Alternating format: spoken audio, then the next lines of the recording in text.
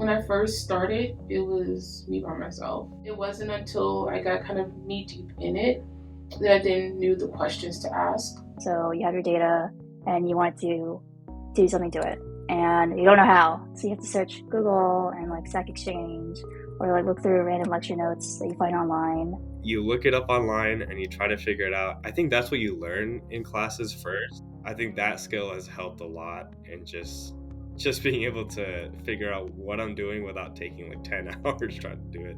A lot of the things I then ended up doing was just using Google. As long as you have internet connection, someone's probably seen the problem. I always go on GitHub if I'm trying to look for like a function that I'm using or something, just kind of learn from absorbing from other people. Picking this up as like a tool to do something else with was like really overwhelming. The hardest challenge when you're first learning how to code is just when you get an error message and you get this long wall of text that you don't really know what all the words mean, and like you don't even really know what the error message means. You don't really know how to even approach like debugging your code. I definitely remember getting frustrated very often. That will happen. I also was pretty scared of it. All I could do was just keep trying, cry a little, keep trying a little more, and then somehow it'll end up fine.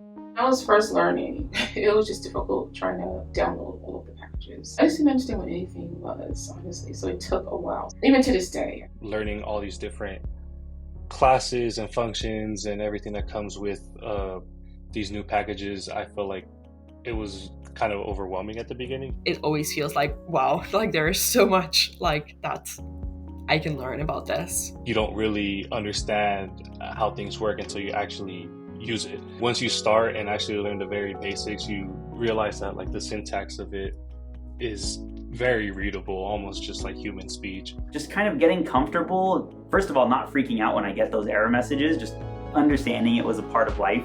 And then getting familiar with like, oh, I should go to the top of the error messages and maybe copy just the keyword and see what it means. So just Google what does key error mean or whatever. As I got more practice with it, I started recognizing patterns or just kind of understanding in general what the error messages meant. So this cryptic, intimidating wall of text started to become a little bit more decipherable as time went on. The more I did it, the more I started then, okay, all right, I wrote this, I did this, completed this project, got some, I got some feedback and it was mostly positive, and okay, let me do it again for this other thing. Constant repetition, just see what works, see what doesn't. Don't be afraid to make mistakes.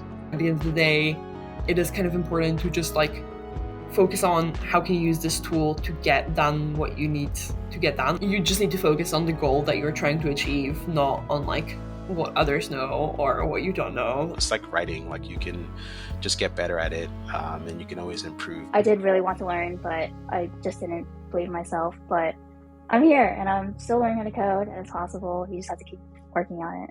Yeah.